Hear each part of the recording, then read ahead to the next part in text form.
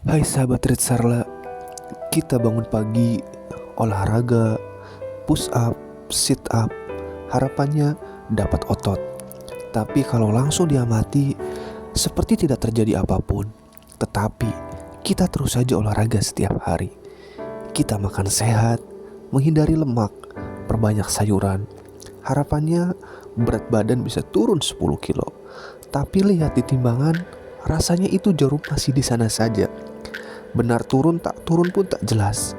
Tetapi kita terus saja makan sehat. Kita kerja dengan rajin, sehari 10 jam bahkan. Harapannya bisa jadi orang kaya.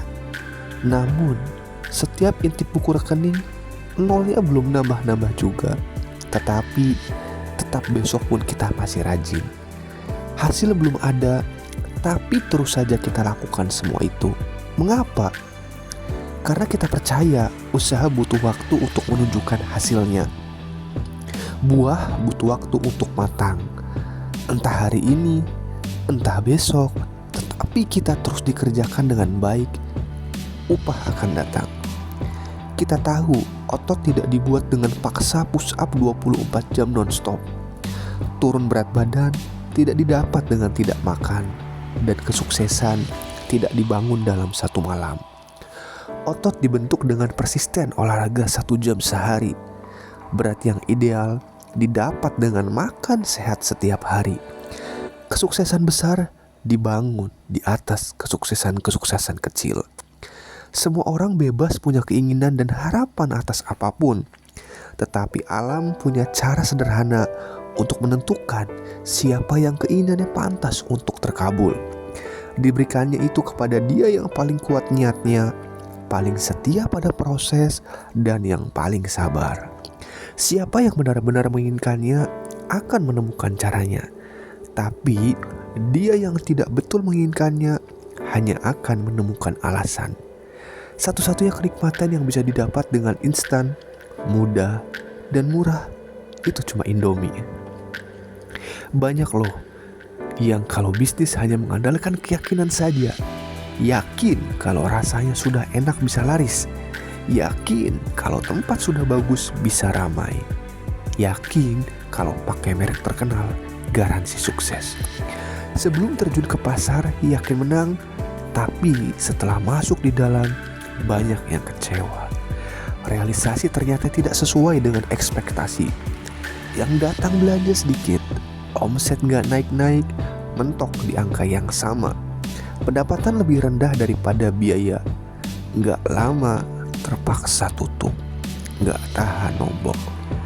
Nyesek banget emang dimenangkan oleh harapan, tetapi dijatuhkan oleh kenyataan. Punya keyakinan kuat itu bagus, tetapi kita harus sinkron dengan usaha. Sinkron di sini maksudnya antara tujuan dan persiapan saling mendukung. Contoh sinkron dalam bisnis itu seperti Anda mau supaya omset bisnis restoran Anda tinggi, tetapi kalau jumlah produksi Anda rendah, tidak bisa, tidak sinkron. Anda mau satu hari yang datang makan ke restoran 200 orang, tetapi kalau jumlah kursi cuma 10, tidak bisa, tidak sinkron. Anda mesti sediakan 100 kursi di restoran Anda, tapi kalau parkiran cuma bisa muat 4 mobil dan 10 motor, tidak bisa, tidak sinkron.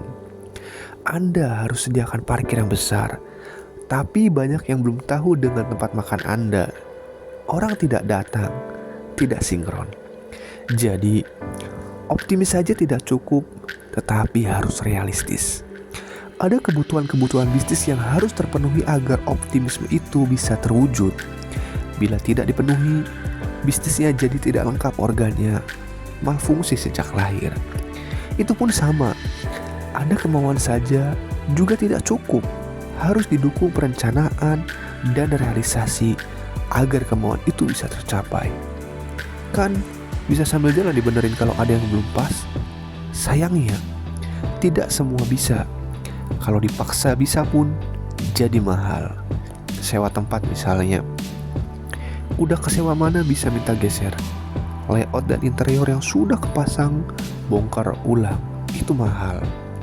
Jangan cuma mengerjakan apa yang Anda suka, tetapi kerjakanlah apa yang harus dikerjakan walau Anda tidak suka. Buat perencanaan yang layak salah satunya. Anda yakin bisa sukses, tetapi kalau pasar menilai Anda tidak meyakinkan, Anda tidak sukses. Pasar ingin diyakinkan Anda ala bisnis pada umumnya. Ada fitur, benefit, dan manfaat yang jelas. Bukan cuma imajinasi. Kalau Anda cuma kasih imajinasi, entar ambil suksesnya di dunia imajinasi juga. Mau? Robert Kiyosaki dalam buku legendarisnya Rich Dad Poor Dad menjelaskan tentang dua konsep yang jarang diajarkan di sekolah dan keluarga. Konsep arus kas setiap kelas ekonomi dan definisi asetnya. Arus kas setiap kelas ekonomi. Menarik. Ternyata mengamati bagaimana uang mengalir bisa menjelaskan mengapa seseorang menjadi terjebak terus miskin, menjadi kelas menengah, atau menjadi orang kaya. Lalu, menurut Kiyosaki, definisi aset dalam akuntansi dan dalam kecerdasan keuangan ternyata berbeda. Punya rumah, punya mobil, motor besar, belum tentu itu artinya punya aset. Bagi Kiyosaki, yang disebut aset adalah sesuatu yang memasukkan uang ke kantong Anda. Sementara, sesuatu yang membuat Anda mengeluarkan uang itu adalah liabilitas atau kewajiban. Sama-sama properti atau mobil, belum tentu itu menjadi aset. Saat properti dan mobil membuat uang menjadi masuk ke kantong Anda, itu adalah aset.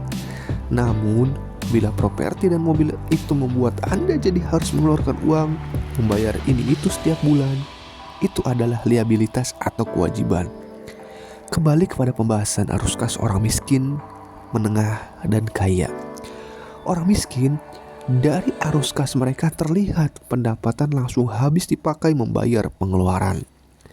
Orang kelas menengah, pendapatan mereka dipakai beli liabilitas seperti mobil, KPR, ajukan kartu kredit, sehingga pada akhirnya jadi harus bayar angsuran rumah, angsuran mobil, pinjaman kartu kredit. Kelas menengah ini mendahulukan pendapatan untuk gaya hidup. Kebiasaan kelas menengah untuk menggunakan pendapatan membayar gaya hidup ini membuat mereka akan terjebak pada kekurangan uang, karena gaya hidup tidak ada ujungnya dan akan terus naik dari waktu ke waktu. Pendapatannya naik, gaya hidupnya pun menjadi naik. Sampai nanti di satu titik, tekanan hidup mereka menjadi lebih dari kemampuannya.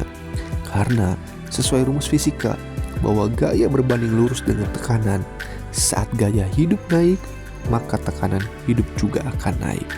Sementara orang kaya, mereka berani menunda kesenangan. Pendapatan mereka dipakai untuk beli aset dulu, apakah properti, saham, atau deposito. Dan kemudian aset-aset inilah yang menghasilkan pendapatan bagi mereka. Barulah pendapatan dipakai membayar gaya hidup atau membeli liabilitas. Miskin, menengah, ataupun kaya adalah status yang tidak permanen. Selama si miskin dan kelas menengah mau mengubah pola arus kas mereka, maka peluang menjadi kaya terbuka lebar. Sementara bila si kaya mulai berulah dan kehilangan persistensi konsepnya, dia dapat turun ke kelas menengah atau jatuh miskin. Sehingga bila kita ingin lepas dari kondisi miskin dan kelas menengah, harus berani lepas pola-pola kenyamanan semu yang selama ini dipakai. Ganti dengan pola si kaya, tunda kesenangan, membeli aset satu demi satu. Terkadang si miskin dan kelas menengah tidak paham apa yang sedang terjadi. Mereka menertawakan pilihan hidup si kaya yang menunda kesenangan. Sampai pada waktunya si kaya melaju dengan Ferrari, meninggalkan si miskin dan kelas menengah yang masih berjuang untuk hidup mereka. Kamu nanya, kapan waktu terbaik untuk memulai? Waktu terbaik untuk memulai tidak akan pernah ketemu yang persis tepat. Mulai saja, dan seiring waktu, hal-hal baik akan muncul sepanjang jalan. Jangan menunggu sampai semua pas, karena waktu terbaik untuk memulai itu kemarin sudah lewat. Waktu terbaik kedua untuk memulai itu adalah sekarang. Saat muda berpikir tunggu sedikit dewasa. Saat sudah dewasa, keberanian malah hilang karena banyak tanggungan. Nantilah tunggu tanggungan berkurang. Saat tanggungan berkurang, usia sudah tua. Semangat pun sirna, tenaga tak ada.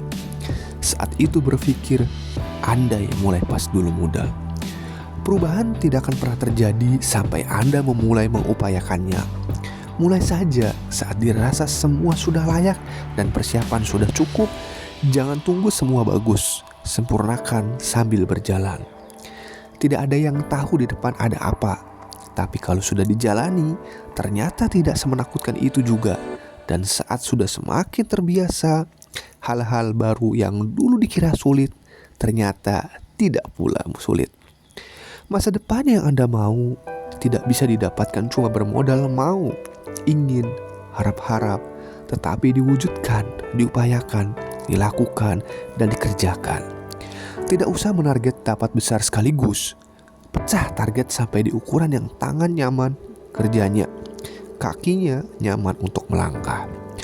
Mulai kejar yang kecil-kecil yang bisa dilakukan dan didapatkan. Jangan salah, yang kecil ini tidak kecil seperti yang kita bayangkan. Sedikit ilmu matematika.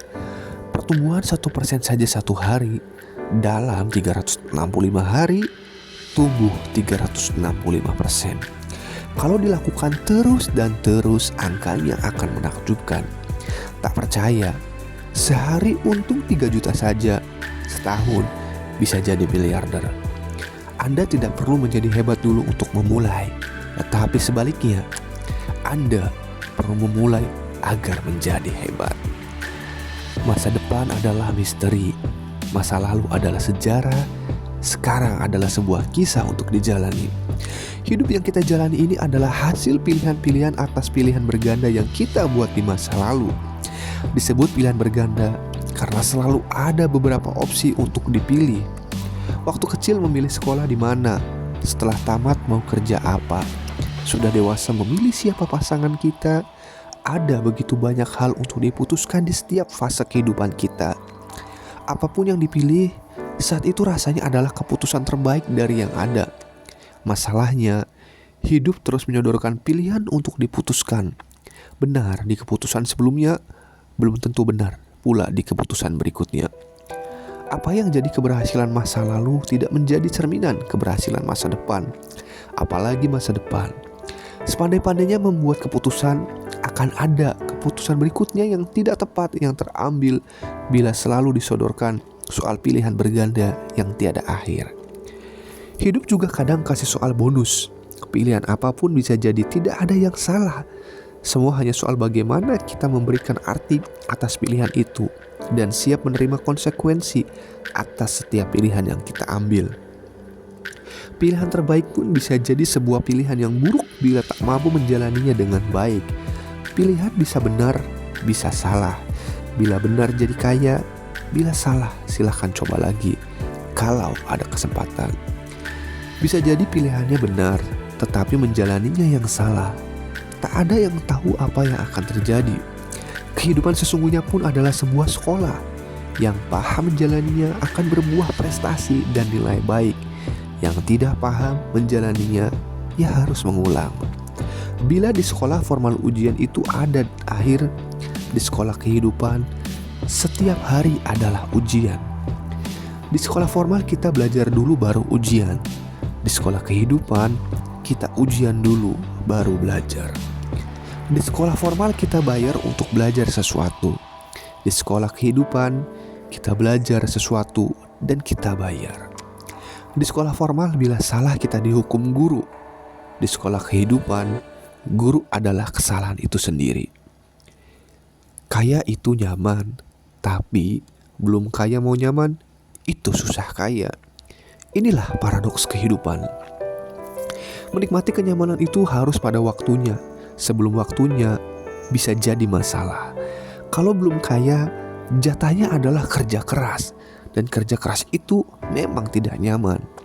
Kerja keras itu dekat sama namanya capek, keringetan, stres, penuh tekanan, kurang tidur, telat makan, kumel.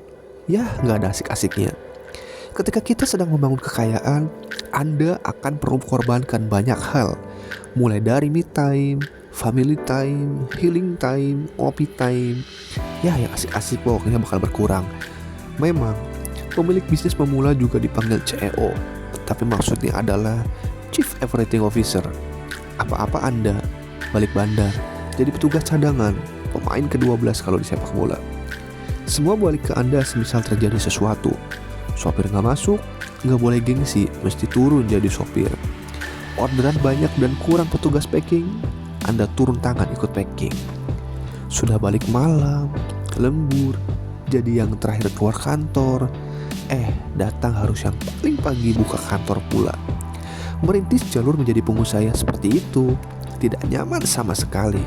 Tidak seperti yang terlihat di TV atau medsos, banyakkan halunya.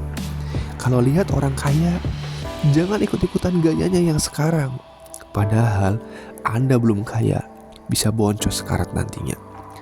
Anda gaya pakai uang omset usaha atau masih pakai gaji bulanan.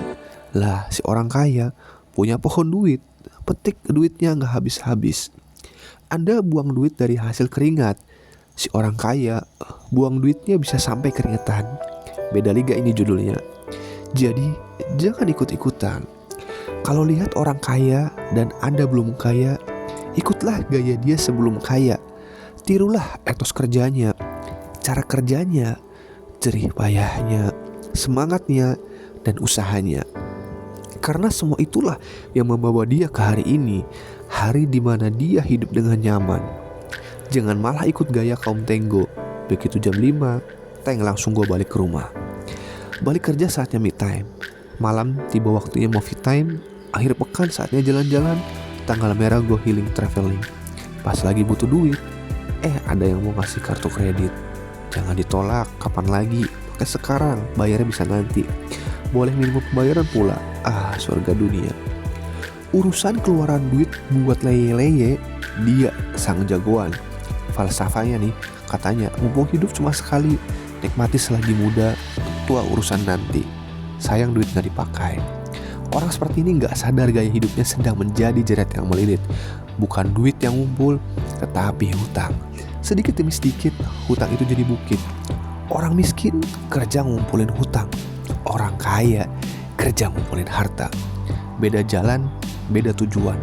Paham kan? Sekarang kenapa kaya itu nyaman, tetapi belum kaya mau nyaman? Itu susah kaya. Oke sahabat, semoga dengan adanya motivasi ini membuat sahabat semakin semangat dan semakin tahu bahwa untuk menjadi kaya dan sukses itu butuh perjuangan, butuh waktu dan butuh proses. Sukses selalu, terima kasih. Wassalamualaikum warahmatullahi wabarakatuh.